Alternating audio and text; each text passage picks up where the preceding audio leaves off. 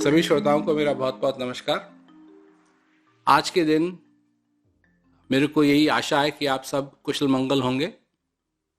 और सबसे बड़ी बात यह है कि जैसे भी आप हैं, जिस भी परिस्थिति में आप हैं, इस कोरोना वायरस के समय में आप आनंद में हैं, आप मंगल में हैं।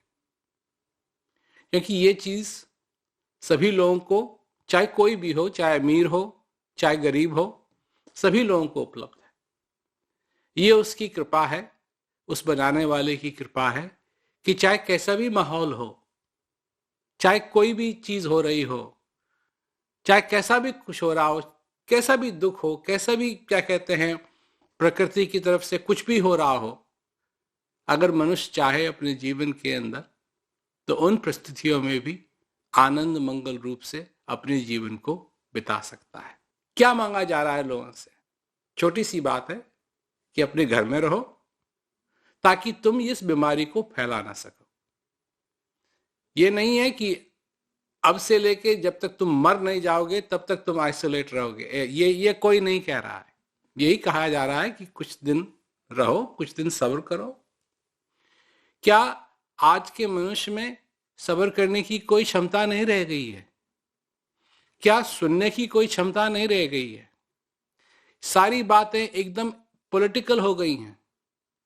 भाई, आप मनुष्य हैं, सबसे पहले आप मनुष्य हैं, और मनुष्य होने के नाते सबसे पहले आपका जो एक फर्ज बनता है वो ये बनता है कि आप अपने को भी सुरक्षित रखें और आपके एरिया में, आपके क्षेत्र में जो लोग हैं वो भी सुरक्षित रहें। मैंने हमेशा ही लोगों से कहा है कि भाई, शांति तब होगी जब हर एक दिया जलेगा। मेरे को अच्छी तरीके से मालूम है कि लोग इस बात पे मेरे से हंसते थे कि आप एक एक की बात कर रहे हैं। आज एक एक की ही बात की जा रही है। गवर्नमेंट भी एक की बात कर रही है कि सभी को रहना चाहिए, क्योंकि एक दूसरे से अगर लोग मिलेंगे तो कितने उनको मल्टीप्लाई होंगे, तो कितने ही हजारों लोग इस बीमारी से प्रभावित होंगे। और बात यह है कि जब अस्पताल में जगह नहीं है, डॉक्टरों के पास जगह नहीं है, वो मैक्स्ड आउट हैं, तो फिर कैसे आगे चलेगा? परंतु लोग हैं जो इन बातों पे ध्यान नहीं देते हैं और चीजों पे ध्यान देते हैं, अपनी अपनी बात पे ध्यान देते हैं। स्वार्थ ये होता है, असली स्वार्थ ये है कि जब ऐसा समय आए तो लोग सबकी बात नहीं मान रहे हैं, सबकी बात नहीं देख रहे हैं, सबका भला नहीं देख रहे हैं, सिर्फ अपनी बात मानना चाहते हैं। इससे बड़ा स्वार्थ और हो नहीं सकता। क्योंकि ये समय है उन चीजों को परखने का कि क्या तुम में सहन शक्ति है या नहीं, या इसी शक्ति के पीछे तुम लगे हुए हो। बाहों की जो शक्ति है इसी के पीछे लगे हुए हो, पर यहां की शक्ति कोई शक्ति नहीं है, यहां की शक्ति कोई शक्ति नहीं है। जब अगर ऐसा होगा तो फिर जो सचमुच में जिसको खोखला कहते हैं ना, खोखला, बाहर से तो सब कुछ ठीक लगता है पर अंदर कुछ है नहीं, वो बात हो जाएगी। क्योंकि मनुष्य की असली पहचान है कि उसके अंदर की चीज क्या है। उसके अंदर गुस्सा भरा हुआ है या प्रेम भरा हुआ है? उसके अंदर वो डरा हुआ है या उसके पास हौसला है आगे बढ़ने का? ये चीजें मनुष्य को बनाती हैं। ये चीजें आगे आना जरूरी है। ये चीजें बहुत जरूरी हैं कि जब तक ये चीजों से लोगों की पहचान नहीं होगी, जब तक ये चीजें लोगों की जिंदगी में तराजू नहीं बनेंगी, तब तक हमारी सोसाइटी बदल नहीं सकती है। क्योंकि किसी के पास बड़ी कार है तो हम समझते हैं कि वो सब कुछ है उसके पास। अगर किसी के नाम के आगे ये लगा हुआ है, किसी के नाम के आगे वो लगा हुआ है, तो उसके पास सब कुछ है ना। जिसके पास शांति है, जिसके पास वो हौसला है अंदर, जिसके पास वो धीरज है अंदर, उसके पास सब कुछ है। धीरे धीरे रे मना धीरे सब कुछ होए, माली सींचे 100 घड़ा जब ऋतु तब फल होए। अगर कोई पौधा लगाए, बीज बोए, और वो उसके पास जाए, बीज के पास, थोड़ा पौधा जब आ जाता है बाहर जमीन से, और उसको खींचे कि बड़ा हो जा, बड़ा हो जा, बड़ा हो जा, तो बड़ा होगा, वो तो निकल आएगा बाहर, और जब बाहर निकल आएगा तो वो मर भी जाएगा। तो इसलिए असली चीज वही है कि जो अपने जीवन के अंदर अंदर का कनेक्शन बना करके भी रहता है। यही नहीं है कि बाहर का कनेक्शन है सारा, बाहर ही सब कुछ है, बाहर ही सब कुछ है। बाहर जैसे घर में, अब वो घर किस काम का, जिस घर में सारी बत्तियां बाहर हैं, सारे बल्ब बाहर लगे हुए हैं और अंदर बिल्कुल अंधेरा है। अरे उजाला तो अंदर होना चाहिए, बाहर हो या ना हो, कम से कम अंदर तो उजाला होना चाहिए। और इसी प्रकार मनुष्य के अंदर यही बात होनी चाहिए, क्योंकि अगर वो उजाला उसके हृदय में नहीं है, उसके जिंदगी के अंदर नहीं है, तो उसकी जिंदगी अंधेरी है। अगर इस हृदय के आनंद को आप समझ गए तो आपको बोर नहीं होना पड़ेगा, और बुद्धिमानी से काम लीजिए ताकि आप सुरक्षित रह सकें।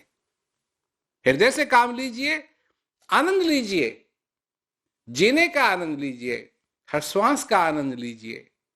अपने हृदय में उस आभार को प्रकट होने दीजिए कि मेरा जीवन धन्य है, क्योंकि मैंने किसी चीज को समझा है अपनी जिंदगी के अंदर, मैंने किसी चीज को जाना है अपनी जिंदगी के अंदर।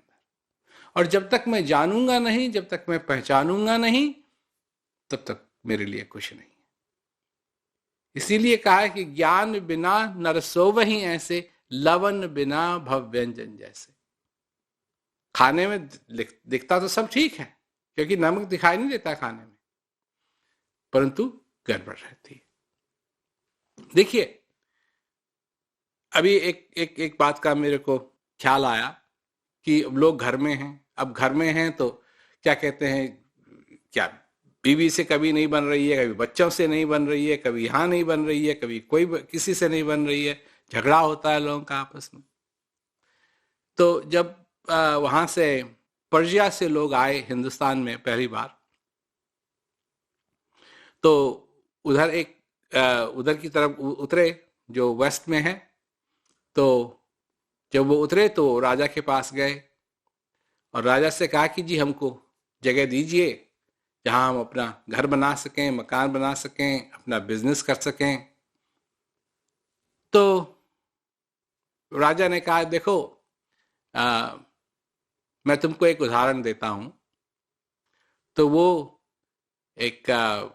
उसने एक दूध का ग्लास मंगवाया और एक छोटे से ग्लास में और दूध मंगवाया।